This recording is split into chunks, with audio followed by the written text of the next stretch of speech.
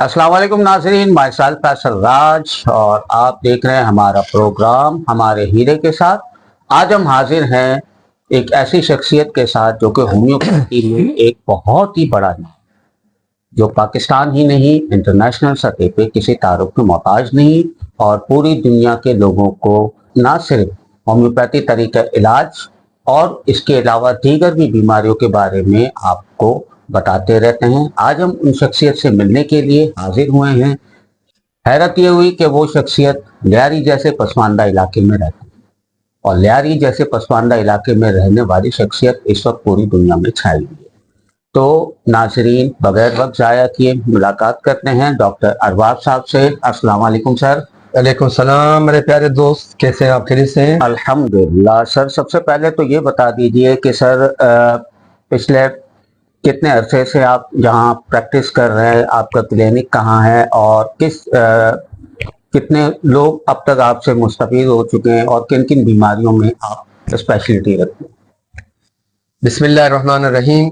मेरे प्यारे दोस्त, मुझे इस फील्ड में तकरीबन 22 साल हो गए और 22 सालों से मैं अपने इलाके लियारी में एज ए होम्योपैथिक डॉक्टर के मैं लोगों की खिदमत कर रहा हूँ और मुझे इस बात पर बड़ा फख्र है। और अल्हम्दुलिल्लाह होम्योपैथी लियारी में परवान चढ़ रहा है और बहुत इसको लाइक किया जा रहा है। अच्छा डॉक्टर साहब, चंद एक बीमारियां ऐसी हैं कि जिसमें ऑपरेशन नागुज़ीर है। तो डॉक्टर्स के पास जाते हैं तो वो कहते हैं कि इस बीमारी का इलाज ऑपरेट से ही वो होगा, इसके अलावा नहीं होगा। जैसे मसलन नॉर्मली जो यहाँ पर देखा जाता है गुर्दे की पथरी, पित्ते की पथरी, ये तो आम सी बीमारियां हो गई हैं। और क्या इनका कोई ऐसा इलाज कि आपके पास आपके होम्योपैथी में है? बहुत बेहतरीन सवाल है मेरे भाई का।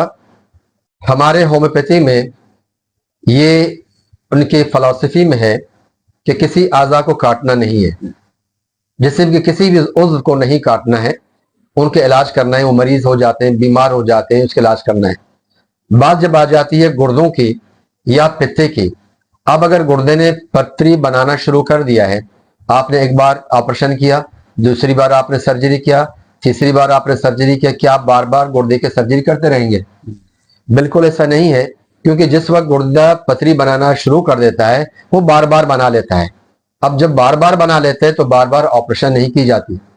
उसके लिए हमारे होम्योपैथी ऐसे मेडिसिन हैं कि हम उस पथरियों को 11 mm तक के पथरियों को, हद तक 12 mm के पथरियों को दवाई के जरिए से तोड़कर उसे रेजा करके उसे रेत में तब्दील करके उसे पेशाब के जरिए से इखराज कर देते हैं और हमें इस काम में कोई दिक्कत नहीं होती है।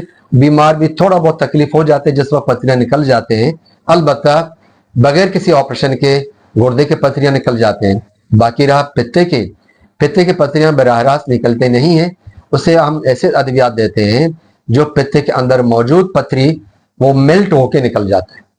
अच्छा डॉक्टर साहब, तो आपने ये बता दी ये दो बीमारी ऐसी हैं। इसके अलावा एक और बीमारी जो आजकल है वो स्ट्रोक। स्ट्रोक की बीमारी ऐसी है कि उसमें फौरी तौर पर मरीज को लेके हॉस्पिटल जाना होता है। तो वहाँ पर जब तक उसका फौरी तौर पर इलाज ना किया जाए तो वो ठीक नहीं होता। या तो ये देखा जाता है कि बहुत ज़्यादा लोग जो है वो लेट कर जाते हैं, तो लोग फालिज का शिकार हो जाते हैं या कार्डियक अरेस्ट में भी चले जाते हैं या ब्रेन ट्यूमर जिनको हो जाता है। तो सर, इन बीमारियों का इलाज क्या आपके पास है? बहुत बेहतरीन सवाल है। पहली बात तो ये है कि स्ट्रोक होता क्यों है, उसकी कई वजूहत हैं।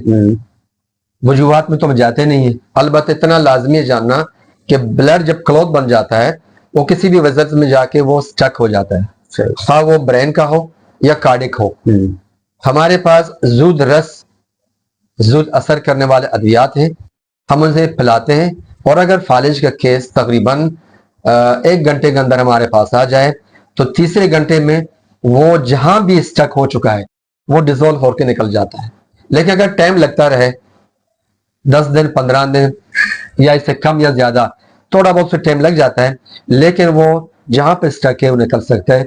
जी हाँ, हमारे पास ऐसे अद्वियात हैं जो फालिज ज़दा शख्स को जहां भी नसें बंद हैं उनको हम खोल देते हैं। हर एक घर में कोई ना कोई दवाई कारआमद होगा और हर घर में कम से कम आर्निका 1M और आर्निका 200 होना लाजमी है।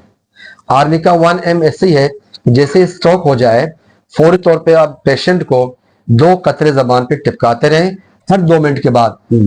इंशाअल्लाह ताला 45 मिनट के अंदर अंदर वो स्ट्रोक जो है जहां पे स्केमिक हो चुका है वो खत्म हो जाएगा। और आर्निका 200 वो सर्दियों के मौसम में ज्यादा कारआमद होता है। सर्दियों के मौसम में पट्टे दर्द करते हैं और नसों में दर्द होता है, जोड़ों में दर्द होता है, खून की सर्कुलेशन खराब हो जाता है।